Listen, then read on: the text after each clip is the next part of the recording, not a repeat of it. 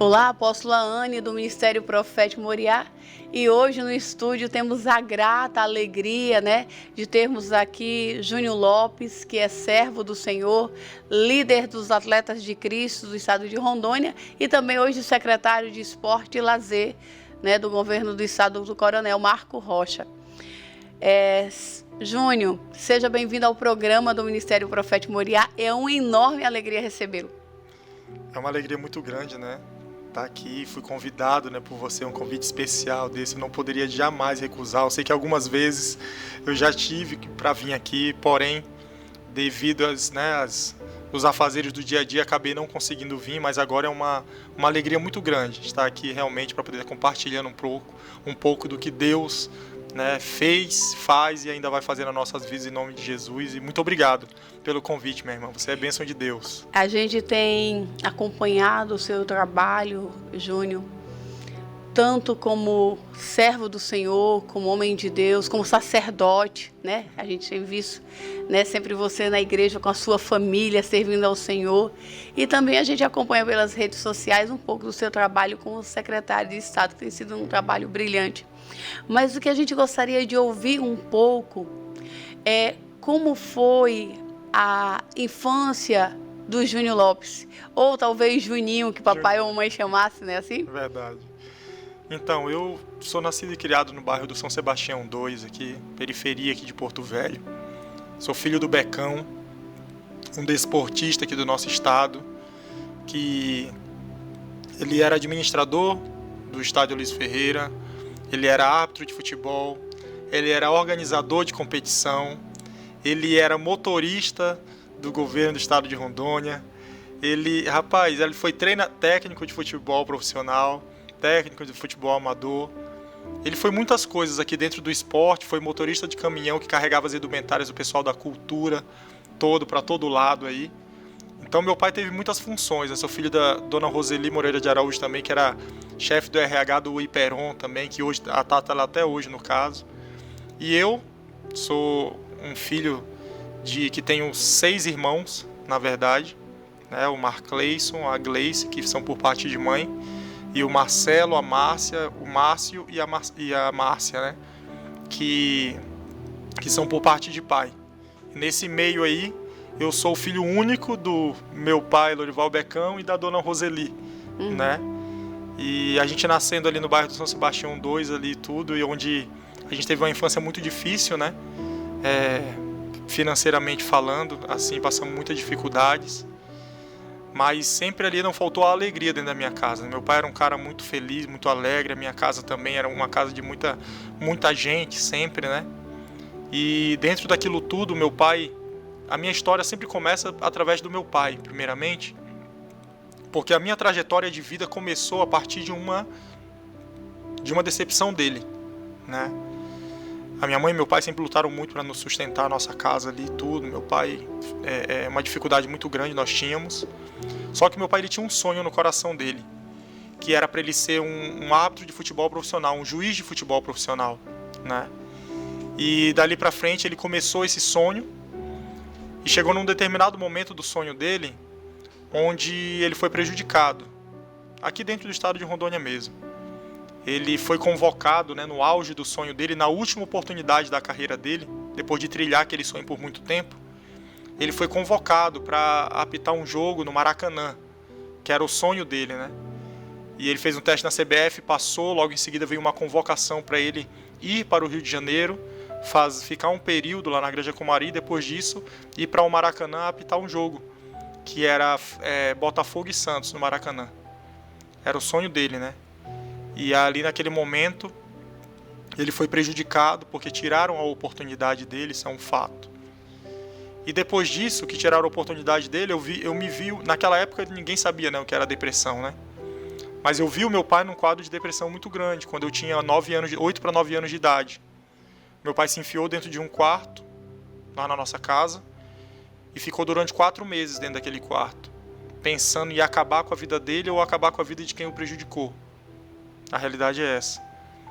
E ali, naquele momento ali de dor, ali de aflição de toda a minha família, toda a minha casa, a gente era o suporte dele, E eu com 9 anos de idade, viro para ele, 8 para 9 anos de idade, viro para ele e falo que ele não precisava ficar mais daquele jeito, sofrendo e tudo, porque eu ia realizar o sonho dele. E ele não ia precisar mais viver aquilo. E aí, depois com 13 anos de idade, eu saio de Porto Velho, né? Jogo em algumas escolinhas aqui em Porto Velho. Vou fazer um teste aqui em Porto Velho, eu também passei. Acabou que ele não me liberou no Matsubara do Paraná, um clube que veio aqui fazer uma avaliação para jogador de futebol no estádio Aloysio Ferreira. E eu tinha 11 anos nisso já.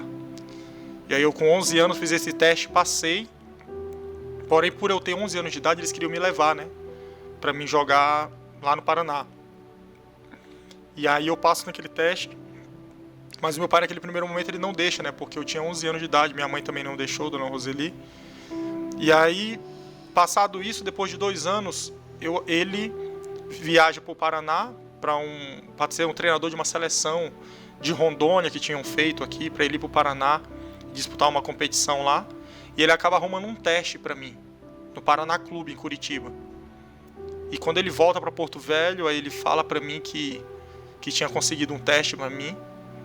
E eu com 13 anos de idade, tenho R$50 no bolso, uma passagem que ele conseguiu de um cartão de um amigo dele e o endereço do Paraná Clube lá da Vila Capanema, onde eu ia ficar alojado e fazer um período de teste lá de 15 dias.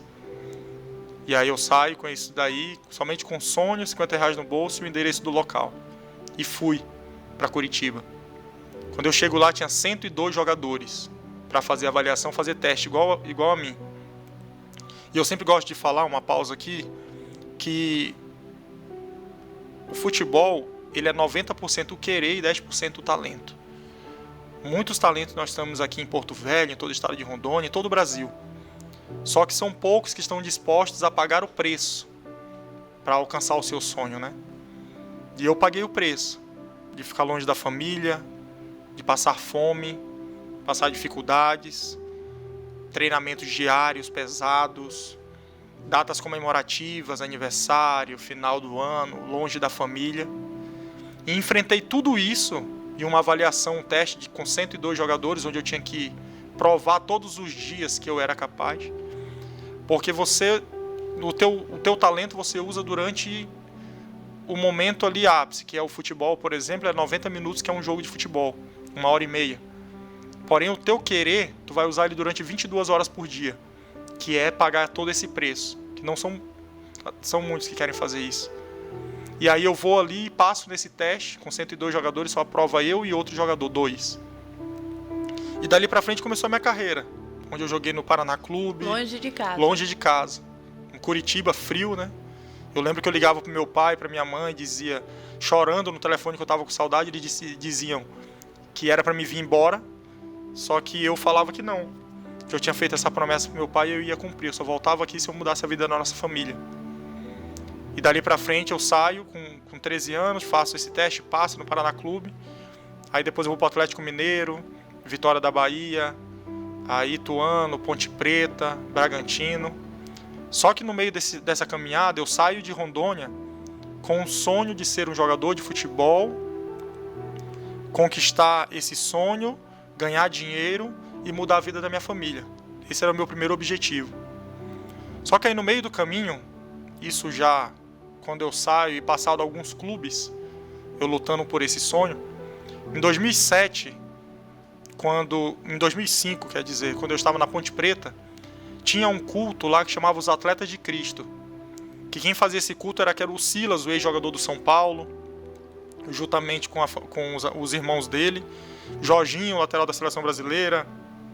Eles tinham uma van, onde eles passavam na Ponte Preta, no Guarani e no Campinas, para pegar os jogadores, levava para a igreja do Nazareno ali, em Campinas, e tinha um local lá que tinha os Atletas de Cristo. Eu lembro que naquele ano de 2005 eu não conhecia Jesus, e eu ia para aquele culto somente pelo lanche da noite, que era bom. E como no alojamento era difícil as coisas, e tinha um lanche lá depois. E aí o lanche era muito bom e eu ia, porque eu queria comer aquele lanche à noite lá e ficava lá no culto. Mas aquela semente foi plantada no meu coração através desse objetivo.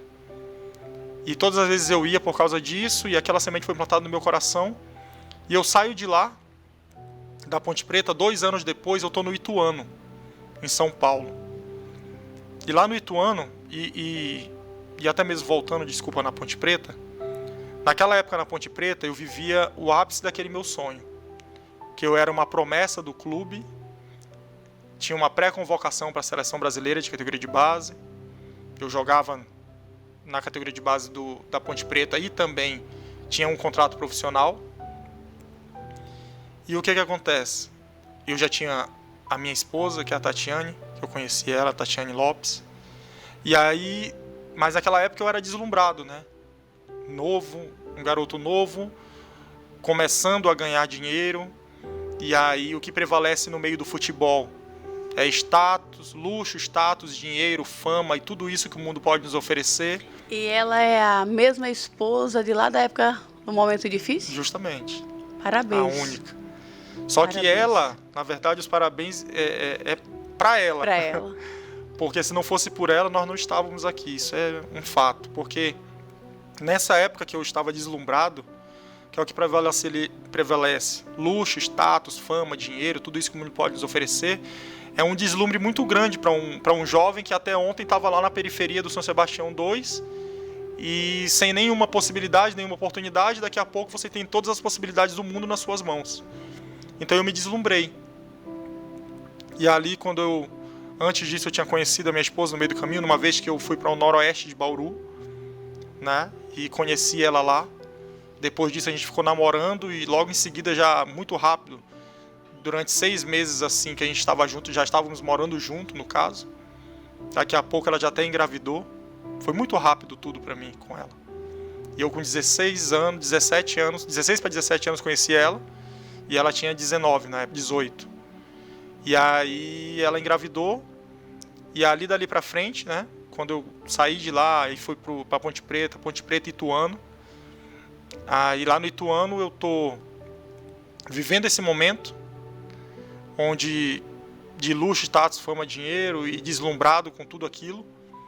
E eu comecei a decepcionar ela, a fazer as coisas erradas, ir pra noite, pra festas, conheci outras mulheres.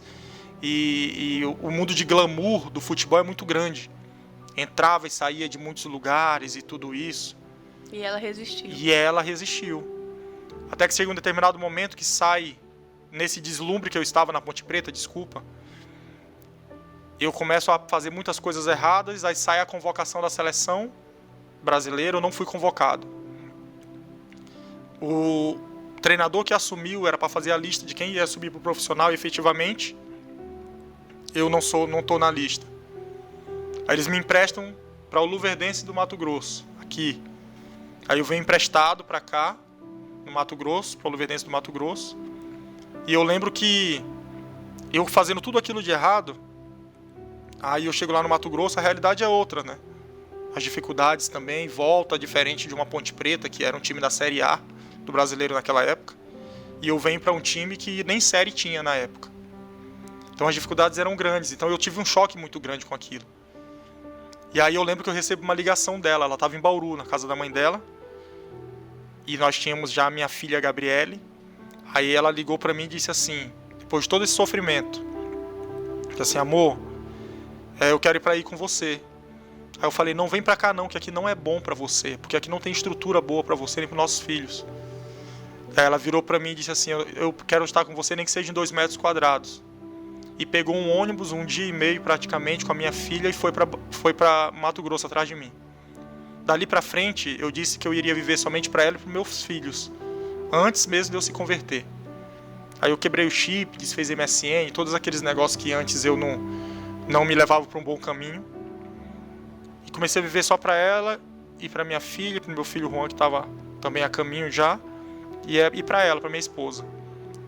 E dali para frente Deus começou a mudar a minha história. Aí eu saio desse empréstimo do Mato Grosso, volto para Ponte Preta com ela.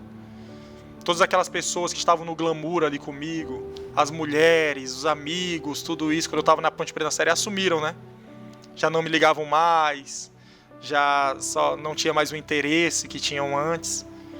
Ainda bem que eu glorifico a Deus por esse momento, porque eu aprendi rápido, quando eu era jovem ainda, muito novo. Eu tinha toda a minha carreira pela frente ainda. Difícil é quando a gente aprende isso tarde, que não tem a sua carreira pela frente ainda e aí você perde muita coisa no meio do caminho. E ali eu volto para Ponte Preta, eles me emprestam, eu vou para o Ituano, acaba meu contrato com a Ponte Preta, eu vou para o Ituano. Em um certo dia, eu tô deitado dentro de um quarto no alojamento e chega um outro jogador e convida um outro amigo meu para ir na igreja. E aí o outro amigo meu disse, não, eu não vou. Aí eu me ofereci para ir para a igreja. Tinha sede. Justamente. Porque eu tinha ouvido aquilo lá em 2005 e fazia algum sentido para mim, né? A semente ficou. Justamente. Aí eu viro para ele e falo, olha, eu posso ir para a igreja com você? Aí ele se assustou assim, não pode. E eu fui. Nesse dia lá em 2007, Deus falou tremendamente ao meu coração, chorei o culto todo e tudo era comigo, né? Aquilo. E eu aceito Jesus como o único Senhor e Salvador da minha vida, em 2007. E foi muito automático na minha vida. Em 2007 eu aceito Jesus e eu volto pro alojamento depois desse culto e no dia seguinte eu começo a fazer os atletas de Cristo dentro do meu quarto. Foi assim que aconteceu comigo. Aquela semente que tinha sido plantada veio toda a minha memória, foi incrível, algo de tremendo de Deus mesmo na nossa vida. É a palavra que se cumpre, né, Júnior? Justamente. Quando diz assim, a minha palavra não volta vazia, né? Tudo aquilo que você escuta da parte do Senhor, que vem aos seus ouvidos, da parte do Senhor, vai chegar um momento que isso vai brotar e Deus vai querer te usar como instrumento, né, para que essa palavra alcance outras vidas. Verdade. E ela não voltou vazia, porque me fez sentido tudo aquilo que era falado lá 2 anos atrás. E aí eu começo a fazer... E sua esposa também aceitou Jesus? Não aceitou. Porque ali eu estava lá no Ituano, eu fui sozinho, ela voltou para Bauru, e eu fui pro Ituano sozinho, né? E ali naquele primeiro momento eu fico sozinho lá em Itu e eu aceito Jesus. E aí quando eu aceito Jesus, eu ligo para ela. Digo, olha, eu tô indo para a igreja agora, eu aceitei Jesus. Ela, eu não acredito. Você deve estar indo pro samba. Essas foram as palavras dela para mim. Você vai pro samba e tudo. Então, eu sempre gosto daquela palavra que diz assim, até mesmo Santo Agostinho falou, pregue o evangelho em todo o tempo, se precisar fale. Porque eu tive que viver o evangelho durante 1 ano para mostrar para minha esposa que eu era um outro homem, para que ela confiasse realmente que aquilo fazia sentido na minha vida, para depois ela ter vontade de aceitar Jesus. O seu testemunho, né? O meu testemunho falou muito mais. Eu sempre gosto de falar que a Bíblia que as pessoas leem aí fora, ela não é aquela que você fala. É o porque que você vive. É a que você vive. Você é uma Bíblia aberta todos os dias, porque a palavra de Deus diz assim, conhecereis a verdade e a verdade vos libertará. A verdade da palavra de Deus. Ou seja, as pessoas para ter interesse de ler a palavra de Deus, elas têm que ter interesse por algum caminho. E o caminho é a sua e a minha vida. Para as pessoas quererem se aproximar de Deus hoje, ela tem que ir através de você. E você não vai chegar abrindo a Bíblia para ela vai olhar para você. A sua conduta, o seu testemunho, né? Justamente. E o que você falou é muito forte. A sua mudança como marido é que trouxe a sua esposa para Cristo, porque ela não acreditava, né? O Júnior Lopes que bebia, sim, mulheres, farra, samba, como você falou agora. Verdade. E aí, depois de 1 ano, ela viu, não, esse homem agora não me trai mais, esse homem agora não vai mais pro samba, esse homem agora não bebe mais, esse homem agora está preocupado em olhar para mim como esposa, sim, como carne dele, sim, como auxiliadora dele, perfeito, como a palavra diz, não é isso? Perfeito. E aí você arrebanhou a esposa para Jesus. E aí eu começo a fazer esses cultos dos atletas de Cristo dentro da minha sala, dentro do alojamento, do quarto do alojamento. E assim, uma coisa que é muito importante frisar, que esse mesmo menino que me convidou para ir para a igreja, quando nós estávamos voltando da igreja nesse mesmo dia, ele virou para mim e falou assim, olha, você se converteu hoje, aceitou Jesus, mas eu vou te dar um conselho, que os teus olhos estejam fixos todos os dias em Jesus Cristo, porque o homem, ele pode te decepcionar, o pastor, o pessoal da igreja, qualquer pessoa. E se você tiver com teus olhos fixos nos homens, você pode sair da presença de Deus, e Deus não merece isso, porque Ele morreu por você naquela cruz. Olha bem o que acontece. E eu entendo aquilo muito forte no meu coração, porque para você viver em um meio que prevalece luxo, status, fama, dinheiro, tudo isso que não pode oferecer, você também vai ver muitas decepções como essa. E eu começo a fazer o culto dos atletas de Cristo dentro do alojamento. Alguns dias depois que ele tinha me falado isso, me levou para a igreja, falou tudo isso, ele estava indo para o samba. Ele se desviou nesse meio do caminho. Se os meus olhos estivessem fixos nele, ou esperando algo dele e tudo, eu também deveria ter voltado para o mesmo lugar, mas eu permaneci. Porque os meus olhos estavam fixos em Jesus Cristo, e aquilo foi muito forte ao meu coração, porque Deus tinha propósito na minha vida já, com certeza absoluta. E ali naquele momento, o evangelho para mim era que era de eu cumprir aquilo que o Senhor Jesus queria que eu fizesse. O propósito que ele tinha era de ganhar almas para Jesus, e eu sempre falou para o Senhor, ide por todo mundo e pregar o evangelho a toda criatura. E eu estava com aquela sede, a fome de pregar para minha família se converter, para todo mundo. Porém, eu lembro também que eu me converto e eu fico preocupado com o meu pai, fico preocupado com a minha mãe. Eu estava um dia orando de madrugada, eu e um amigo meu lá no próprio alojamento, e eu viro para ele e falo, poxa, eu estou preocupado, eu tenho que falar de Jesus para meu pai e para minha mãe. E aquilo estava ardendo no meu coração, e ele virou para mim e falou, Júnior, a palavra de Deus diz que somente crê que será salvo tu e tua casa. Então não te aflige não, só vive, que tu e tua casa vai servir ao Senhor. E depois de um ano sua esposa se converteu, foi isso? E depois de um ano a minha esposa se converteu, deu viver, né? Fiquei 8 anos orando pela vida do meu pai. Meu pai se converteu. Fiquei 6 anos orando pela vida da minha mãe se converteu também. Meus irmãos, sabe? E a palavra de Deus se cumprindo na nossa vida. E aí o que acontece? Eu saio de lá e eu falava, Deus, eis-me aqui. Usa-me da forma e da maneira que o Senhor quiseres. E eu falava assim para ele. Eu cheguei a fazer uma oração que falava assim, Senhor, se for para me chegar na seleção brasileira e que eu saia da tua presença, então que eu não chegue na seleção brasileira. Amém. Então, ou seja, lá no início o meu propósito era ganhar dinheiro, mudar a vida da minha família. Depois daquilo já não era mais aquele o meu foco. Meu foco era ganhar almas para o Senhor Jesus, era ir por todo mundo e pregar o evangelho a toda criatura, e o meu sonho estava em segundo plano.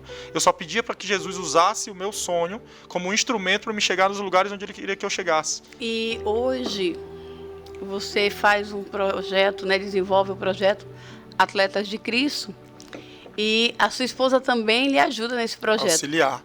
É a minha auxiliadora ali. Tatiane Lopes, ela, meu Deus.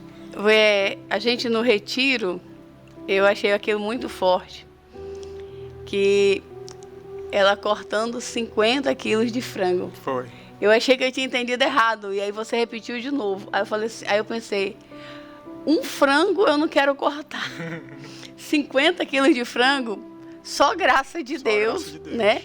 E vocês fizeram uma ceia, né? Um jantar de final de ano, foi isso mesmo? Natal dos Atletas de Cristo a gente fez, uma ceia dos Atletas de Cristo. E você tem foto desse material? Temos. Então depois a gente vai passar. Vou te passar.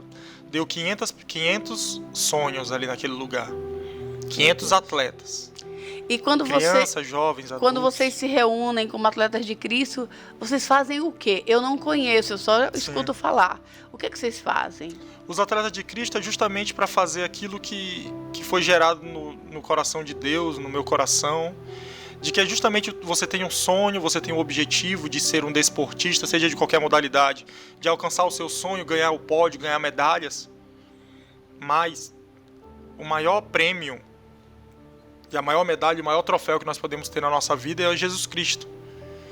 Porque se Jesus morreu naquela cruz para que eu tivesse 10 carros, 10 casas, 10 apartamentos, 1 milhão, 10 milhões na conta, a morte dele teria sido em vão. Porque um dia, né, tudo isso vai acabar. Mas Jesus morreu por algo eterno, que nunca jamais se acabará, que é a salvação, que é a vida eterna. E eu começo, através do sonho deles, dizer, olha, tem muito algo além desse troféu, tem muito algo além desse sonho, que é algo que o troféu um dia fica empoeirado, as medalhas um dia vão passar, mas o legado, o propósito e a salvação, isso permanecerá eternamente na sua vida. Vocês se reúnem semanalmente, é isso? Isso. É uma vez por mês. Uma vez por mês. Uma vez por mês, uma terça-feira do mês, a gente se reúne e aí a gente... Na Igreja Batista do Amor, do pastor Gilvan, que abriu as portas lá da igreja pra gente, e é o meu pastor também. E aí a gente se reúne lá na Igreja Batista do Amor, a gente envia mais ou menos, eu acho que uns 4, 5 ônibus para buscar as crianças, os jovens na periferia e trazer para dentro da igreja, e ali a gente oferta também um lanche, como eu ia pelo lanche, se lembra? Então, e a minha esposa é essa parte, né? Que ela é que faz toda a coordenação do lanche. Se for para 500 pessoas, ela vai fazer, e é tudo custeado pelo próprio bolso da gente também, porque é uma forma de gratidão a Deus pelo que Deus fez na nossa vida, né? E pela transformação de Deus na nossa vida, né? Também. E esse é um trabalho gigantesco que foi gerado no coração de Deus e através de nossas vidas. E aí, ali mesmo e algo muito forte que aconteceu para que esse sonho se concretizasse, muito mais além, é que quando eu falo isso daí para o Senhor Jesus, eis-me aqui, usa-me da forma e da maneira que o Senhor quiseres, aí eu vou e sou e geralmente um jogador, ele sonha em jogar na Europa, jogar na Espanha, jogar na França, jogar na Itália, jogar na Inglaterra. E o meu sonho era ir para fora do país. Aí Deus me pega e me leva para Bósnia, onde tem um contrato. Aparece um contrato para mim. Um empresário que falava português, que ele era da Sérvia, me convida, me manda um contrato, eu vou para Bósnia. E quando eu chego lá eu não falava a língua, menos 7 graus, eu saio do Ituano, vou para Bósnia. Aí menos 7 graus, neve até no meio da canela, num país que eu não falava a língua nem nada, mas era uma proposta boa para mim e para minha família. E eu vou. Até então, mais uma vez, eu estou pensando que era o Senhor somente realizando mais um sonho meu. Mas eu vou. E quando eu vou, o evangelho para mim em 2007 até 2009 é um. E o evangelho de 2009 para frente mudou o sentido do evangelho para mim. Também. A respeito de vidas, do que é amar vidas, né? E aí eu chego lá em 2009, nesse clube, e esse empresário, o que eu tinha combinado com ele era que tinha o salário, a passagem da minha família, um apartamento que iam dar, e mais um valor financeiro que é premiação quando você assina o contrato. Ele falou, tá tudo certo, tá tudo bonito, foi lá, traduziu para mim, assinamos o contrato, tudo. Ele falou, você vai para pré-temporada, que a pré-temporada é um treinamento que você sai durante uma semana com um clube e depois você retorna para o local para se organizar dentro da cidade. E eu vou para essa pré-temporada, quando eu retorno, ele tinha me roubado. Ele levou o dinheiro da assinatura, ele levou o dinheiro da minha passagem da minha família, ele levou a maior parte do meu contrato, e eu naquele auge me foi embora. E eu naquele país só sobrou o apartamento para mim e uma pequena parte do meu contrato. Aí eu viro para o clube e falo, olha, eu quero ir embora para o Brasil. Tentando falar ali no tradutor, essas coisas todas. E aí o presidente fala para mim que eles tinham feito a parte dele, tinham pago. Se o cara me roubou, não era problema deles. E se eu voltasse para o Brasil, eles não iriam me liberar o contrato. E eu iria acabando ficando um ano sem jogar aqui no Brasil, porque o contrato ia ficar preso com eles lá. Aí eu liguei pra minha esposa e disse, segura as pontas aí que eu vou ficar aqui. Então, contei toda a história. E o que acontece? Eu não estava entendendo que naquele momento ali era um propósito que Deus estava fazendo na minha vida também. Eu entendi isso depois. E logo em seguida eles contratam um colombiano chamado Phil Jackson para aquele clube que eu estava. Que ele tinha jogado há uns anos atrás num outro clube naquele mesmo país. Ele já falava um pouco a língua, falava um pouco português também, e eu tô naquele país sozinho. E ele é contratado para esse clube. Quando ele chega lá no apartamento, ele tinha aquela vida que eu tinha antes. Noitada, mulheres e tudo isso, fama, luxo, status, tudo isso. E eu na sala lia a Bíblia todo dia, na sala, e ele entrava e saía daquela casa. Um certo dia eu vou num café na esquina. Quando eu chego lá, encontro um brasileiro, na Bósnia, imagina. Um missionário, chamado Walter. Que ele tinha entrado, porque há 10 anos antes de eu estar lá, tinha tido guerra na Bósnia. Aquela guerra da Iugoslávia, Croácia, na antiga Iugoslávia no caso, né? Croácia, Sérvia, Montenegro, Bósnia, guerrearam entre eles, guerra religiosa. Se mataram, morreu muita gente lá no caso. E ele entrou como agente comunitário, porque ele não poderia entrar como pastor, como missionário naquele país, porque era um país muçulmano também. E poderia ter retaliação contra ele. Ele pegou uma creche comunitária lá e começava a alimentar aquelas pessoas vítimas da guerra, com recursos vindo de todo lado. E ajudava aquelas pessoas. Quando um muçulmano se converte, ou ele é expulso de casa ou ele é morto. Aquelas pessoas que se convertiam, que eram expulsos de casa, ele recolhia dentro desse lugar. E alimentava ali com comida, bebidas e vestes todas essas pessoas. E naquele momento, eu conheço ele naquele café, ele me conta toda essa história, eu começo a frequentar esse centro comunitário dele. Lá ele pregava Jesus para as pessoas. Quando ele servia o alimento, pregava Jesus para as pessoas. Eu comecei a ver aquele trabalho, algo sobrenatural de Deus, eu vendo, e eu eram muitos questionamentos na minha cabeça, porque hoje nós no Brasil vivemos um privilégio de um evangelho. Nós sentamos no culto, damos glória a Deus com todo mundo, é um momento maravilhoso, todo mundo louvando ao Senhor Jesus. Depois a gente se encontra, vive a nossa vida da forma e da maneira que a gente quer. E muitas vezes a gente entra e sai da vida das pessoas como se nada tivesse acontecendo. E lá eu tenho um choque de realidade, que eu vivo num país, as pessoas sedentas, pós-guerra, sofrendo. Os muçulmanos perseguindo ele, quebrando a casa dele 4 vezes, ele ia lá e dava alimento para aqueles mesmos muçulmanos que quebravam a casa dele. Os muçulmanos que eram expulsos de casa, ele recolhia na casa dele, dava comida, bebidas e vestes, alimentava aquele pessoal. E eu comecei a ficar impactado. Que evangelho é esse de amor a vidas? Aí eu entendi aquela palavra que Jesus fala, que uma vida que se arrepende vale mais do que o mundo inteiro. Ou seja, a minha e a sua vida vale muito. Tem muito valor, vale mais do que prata, do que ouro, do que tudo isso que esse mundo pode nos oferecer. Sua vida é importante para o Senhor Jesus, né? E eu comecei a viver isso na pele, ver isso. Júnior, você hoje como servo de Deus, líder dos Atletas de Cristo, né, na cidade de Porto Velho, no estado de Rondônia, secretário de Estado, mas eu queria aqui focar. Como que você vê hoje a vida conjugal? A diferença do Júnior antes de Jesus e a diferença do Júnior hoje, pai de família, marido de uma única mulher, entendeu? E o que essa mulher, nós estamos no meio das mulheres, o que essa mulher representa para você hoje como homem de Deus? O que mudou foi que eu poderia até mesmo sentir um amor pela minha esposa antes, o mesmo de repente. Porém, o que mudou foi Jesus Cristo. O casamento, para que ele dê certo, para que ele seja um casamento abençoado, ele só dá certo de uma forma: Jesus no centro, a esposa e o marido. Porque hoje o meu compromisso, desde 2007, o meu compromisso não foi somente com a minha esposa. O meu compromisso foi com Jesus. Talvez eu poderia amar a minha esposa, né? Talvez eu poderia até amar muito a minha esposa e ter uma admiração muito grande por ela e tudo isso. Porém, eu não tinha compromisso com ela, né? E o meu compromisso hoje é com Jesus. Até eu brinco com ela: olha, eu tenho um compromisso com Jesus, além de ter com você.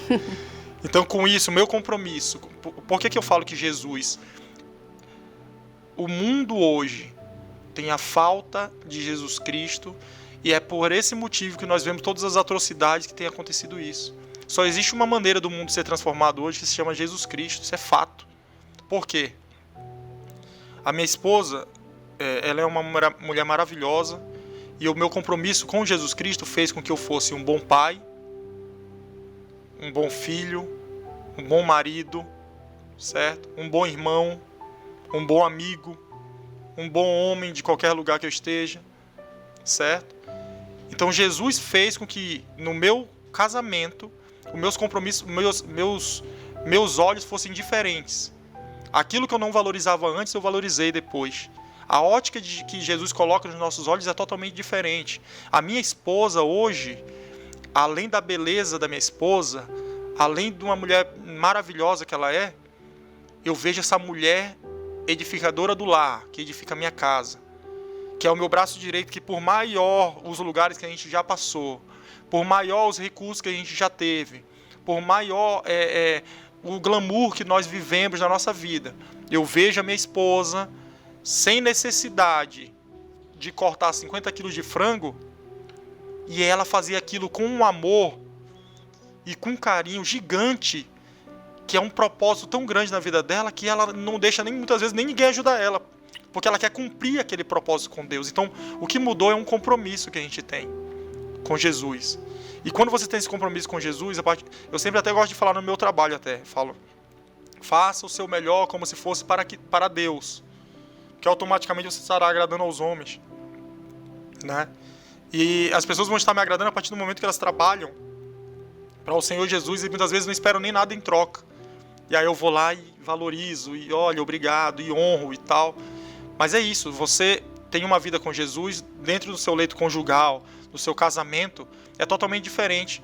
Você muitas vezes ter forças, a palavra de Deus diz, né, que Ele nos dá força para fugir do pecado e resistir ao diabo. E é basicamente isso. É isso mesmo. Né? Que a gente ora para resistir ao diabo, a gente repreende, a gente faz tudo isso e do pecado a gente foge. Hoje tem o samba lá, eu corro do samba. Sim. Né? Hoje, então assim, são os propósitos que são diferentes. Porque quando a gente reconhece quem era a nossa velha natureza, né? Então eu tenho que fugir. Perfeito. Porque por mais que a gente esteja na presença de Deus, buscando ao Senhor, aqui é carne, Perfeito. É ser humano. E por isso que a Bíblia diz, resisti ao diabo e ele fugirá de vós. Não, eu sou forte, não, eu consigo. Não, ninguém é forte, tá? Tem que ter vigilância. E eu faço mais uma outra pergunta, Júnior. Vocês têm tempo para orar juntos e ler Bíblia junto como casal? Eu criei um hábito desde quando eu me converti, que era, os meus filhos sabem disso, que é todo dia a gente senta, eu, minha esposa e meus filhos.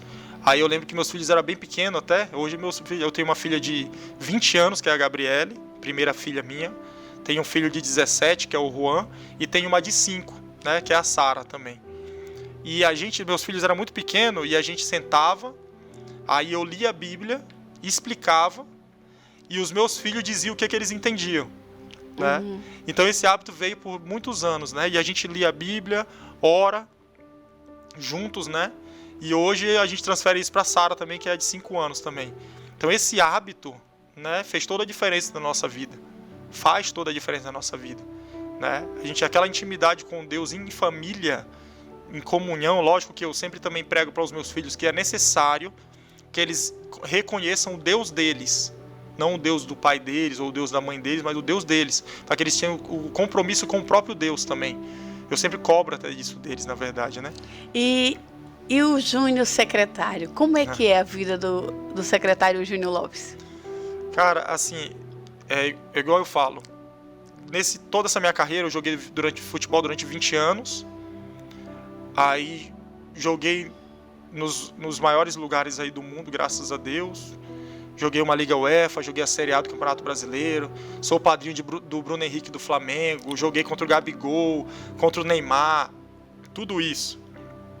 E depois de 20 anos, o último país que eu estava era a Tailândia. Eu tinha sido o melhor jogador do ano, o melhor jogador da Liga e campeão. E tinha um outdoor meu lá, com meus companheiros, levantando um troféu com a bandeira de Rondônia no peito. E eu venho para Porto Velho, né? Quando eu chego no aeroporto de Porto Velho, a minha ficha cai, porque eu não tive a oportunidade de ver o meu pai, que faleceu, o Becão.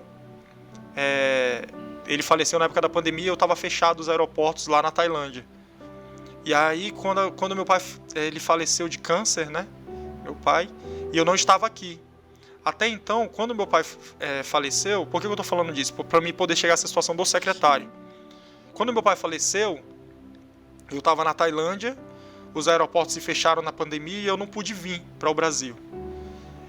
E na minha cabeça, eu sempre fazia as idas e vindas para o Brasil e voltava para fora do país durante 20 anos. E eu sempre encontrava meu pai no aeroporto. E eu ligava para ele e tudo, e eu já estava acostumado a ficar longe do meu pai e ver ele só nas épocas, né, do meu pai e da minha mãe. E aí, quando chega depois de 20 anos de carreira, aí eu sou campeão lá e tudo, jogo durante 1 ano praticamente sem ligar, mandava mensagem no WhatsApp do meu pai e ele não respondia, né? E eu fiquei durante 1 ano assim. E aí quando eu venho, primeira vez para Rondônia de férias, quando eu chego no aeroporto a minha ficha cai.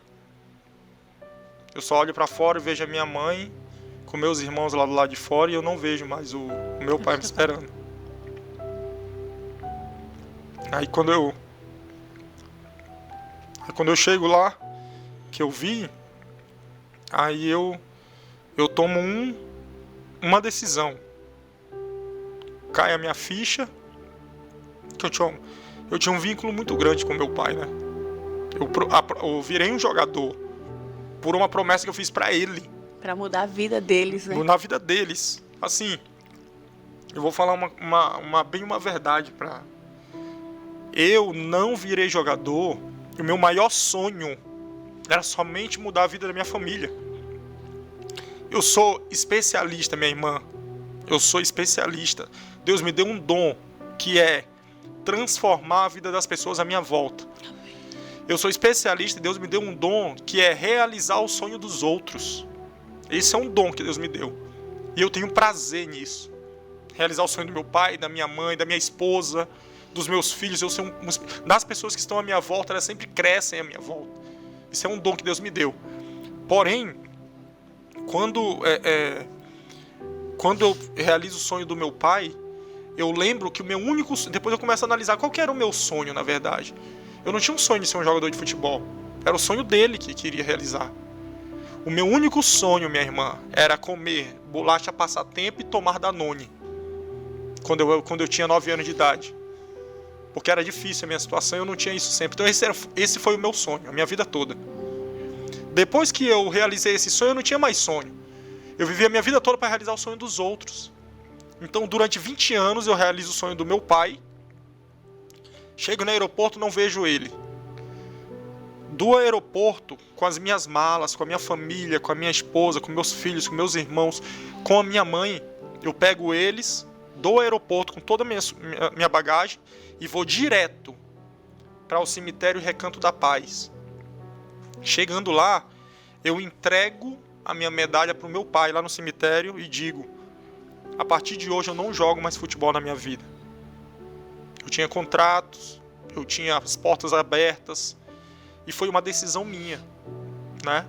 Porque para mim eu tinha cumprido o meu propósito, porque se eu já realizei o sonho dele, se eu já mudei a história dele, se eu mudei e ele não estava ali comigo mais, para mim tinha se cumprido o propósito. E foi isso que Deus falou no meu coração. E depois disso eu paro aqui e começo a dizer que eu parei, fiz uma coletiva de imprensa, onde eu disse que eu iria parar de jogar futebol. O estado todo praticamente fizeram homenagens para mim. E o governador Marcos Rocha, que tem meu total respeito por isso, foi o único governador durante 20 anos de carreira que honrou a minha história e a história do meu pai, Lorival Becão. E é somente por esse motivo, quero deixar bem claro, e é somente por esse motivo que hoje eu honro o governador Coronel Marcos Rocha. Eu não tinha nenhum interesse de ser secretário de esporte do estado, nem de cultura, nem nada. Meu único interesse, eu virei para ele um dia, quando ele foi lá, e ele aparece na minha despedida, ele me honra lá, eu viro para ele e falei assim, essas palavras para ele: olha, governador, eu vou orar muito pela sua vida, o que eu puder fazer para que o senhor se torne governador, se continue, né, era na época da reeleição, continue como governador do estado, eu quero que isso aconteça, porque você é o melhor para o nosso estado, né? Porque você é um homem que tem honra, desse jeito. Essas foram minhas palavras para ele. E dali para frente, acabou, fui seguir minha vida, ele foi a dele. Honra, seriedade. Justamente. Um homem que zela, né, os princípios da palavra de Deus, né, o nosso coronel e governador Marco Rocha. Então, assim, é bonito, é lindo de ver a conduta do nosso governador Coronel Marco Rocha e da sua esposa, da Luana, sempre ali, lado a lado, os dois juntos, de mão dada, e dizendo que Rondônia é do Senhor Jesus, né?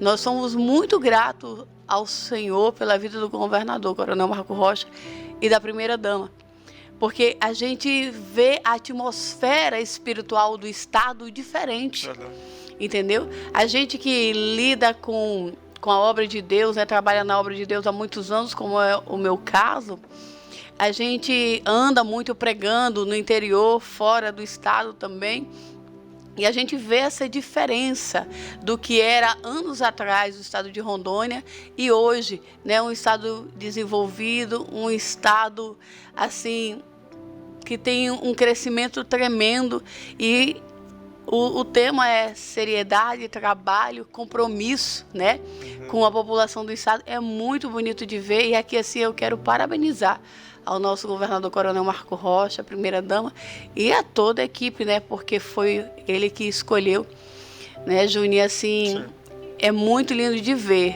sabe, Deus fazendo através das autoridades desse estado. É muito lindo de ver.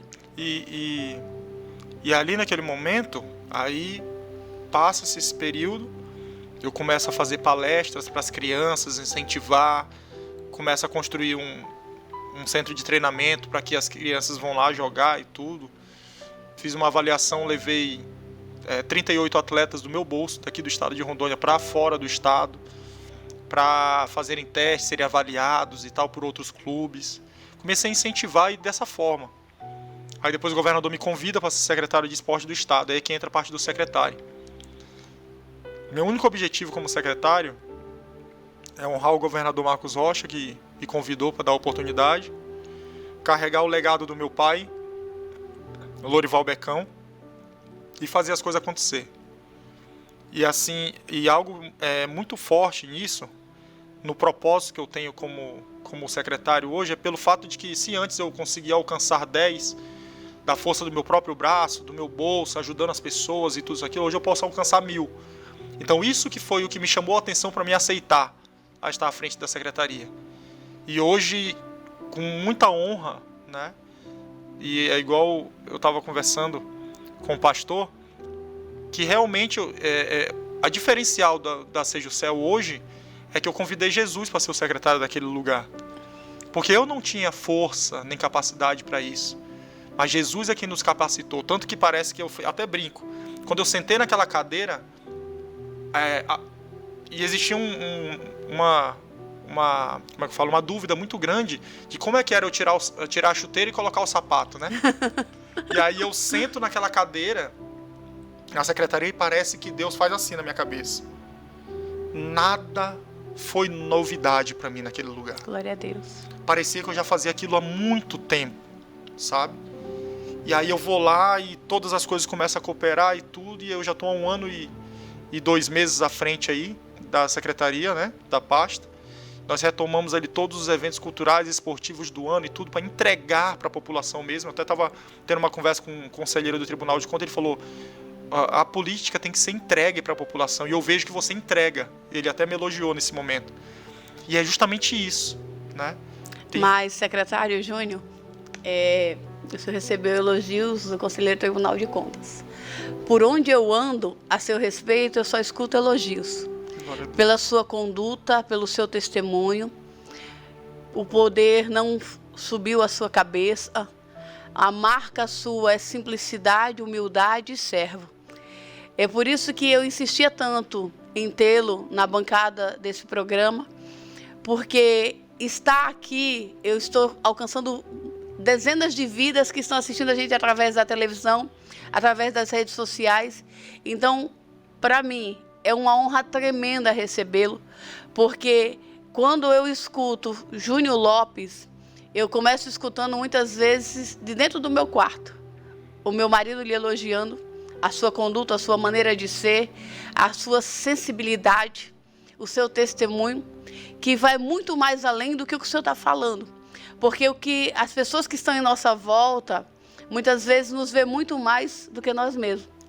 Então, assim, tenha plena certeza que eu me sinto extremamente honrada de tê-lo aqui. Não como secretário, mas como homem de Deus, como sacerdote, como chefe de família, né? E o Senhor Jesus o colocou como secretário. Tenha certeza disso, né?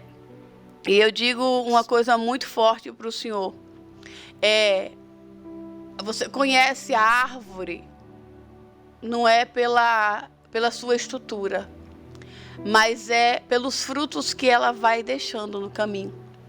E quando se fala de Júnior Lopes, é isso que a gente tem escutado, tá entendendo?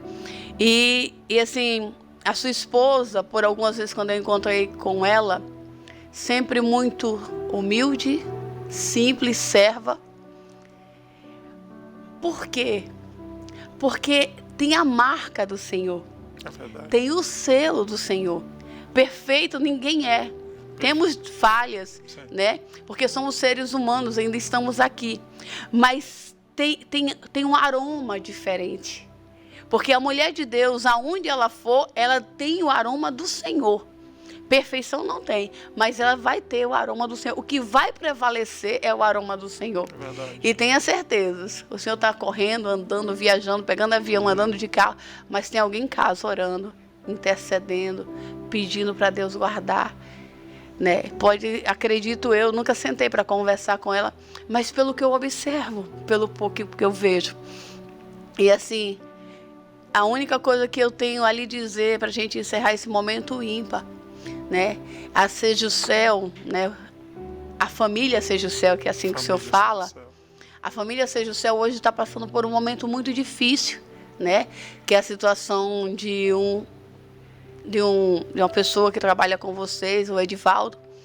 E desde o dia que eu soube, a gente está orando, clamando. E hoje também teve um momento muito forte de oração, né? E aqui este programa, eu gostaria que, né, o pastor Mesquita me perdoe, hoje eu vou encerrar com o secretário, tá? E a gente gostaria que a gente levantasse um clamor pela vida do Edivaldo, pela vida de todos aqueles que também estão passando por uma situação dessa muito difícil, né? E nós vamos orar encerrando e vamos orar também, né, por todas as pessoas que estão passando por alguma luta, por alguma adversidade, né? E dizer para a esposa do Edivaldo que tem todo uma equipe, todo um povo que Deus levantou para interceder, né, Júnior? Para clamar aos céus, né? Eterno, amado, bendito e poderoso Deus. Senhor, neste momento eu quero te agradecer, te bendizer, Pai, por essa rica oportunidade, Senhor. Senhor, muito obrigada pela vida do Júnior, da sua esposa, dos seus filhos, meu Senhor, porque é o Senhor que tem sustentado essa família, é o Senhor que os tem mantido de pé, Pai. Continua abençoando essa família com toda sorte de bênção, de milagre, Senhor, de discernimento, de sabedoria, de ânimo, de fé, de esperança, e que eles continuem sendo teus instrumentos, Senhor, aonde eles colocarem a planta dos vossos pés. Meu Deus e meu Pai, neste momento, Senhor, eu quero aqui apresentar a vida do Edivaldo, meu Pai, a sua família, Senhor, porque o momento é difícil, Senhor, mas Tu és o Deus de causas impossíveis, meu Pai. Senhor, vai agora onde Edivaldo estiver, naquele hospital, Senhor, naquele leito de enfermidade, Pai, que Tu possas renovar a força, a fé, o ânimo, a alegria, a esperança e o consolo, meu Pai. Não deixa, Senhor, essas vidas preciosas se abaterem, Pai. Não deixa o desânimo tomar conta, Senhor, mas derrama o refrigério do Teu Espírito Santo, o consolo, a alegria, a fé. Aviva, Senhor, a esperança desta família, Pai, e de tantas famílias que estão ligadas conosco através dessa programação, que talvez tenha recebido um resultado difícil da medicina, Senhor, mas nós cremos, Senhor, que a palavra final é Tua, Senhor, porque a Tua palavra diz que aonde há vida há esperança. A Tua palavra também diz, Senhor, que Tu não cai uma folha se não for permissão Tua, Pai. E neste momento, Senhor, vai aonde nós não podemos ir. Move as águas aonde nós não podemos mover. Mas o Senhor, é Deus de milagre, é Deus de causa impossível, é Deus que levanta o caído, Senhor, e abate o soberbo, meu Pai. Então, nesta hora, entra com providência. Entra, Senhor, o Deus Jeová Rafa, o Deus que sara, o Deus que cura, o Deus que manifesta misericórdia e graça. Nós profetizamos, Senhor, sobre a vida do Edivaldo. Nós profetizamos sobre todas essas vidas que estão ligadas, Senhor, através dessa programação do Ministério Profético Moriá, Pai. Que Tu possas visitar, tocar, restaurar e renovar a força, a fé, a esperança e a alegria, Pai. Nós te agradecemos e te bendizemos, Senhor. Em nome de Jesus, em nome de Jesus. Deus abençoe a sua vida, Deus abençoe a sua casa, a sua família, Deus abençoe a sua saúde, as suas finanças, o seu casamento, e que a restauração do céu seja manifesto sobre a sua vida, em nome de Jesus. 1, 2, 3, vai! Nós somos irmãos do Madeira, meu pai!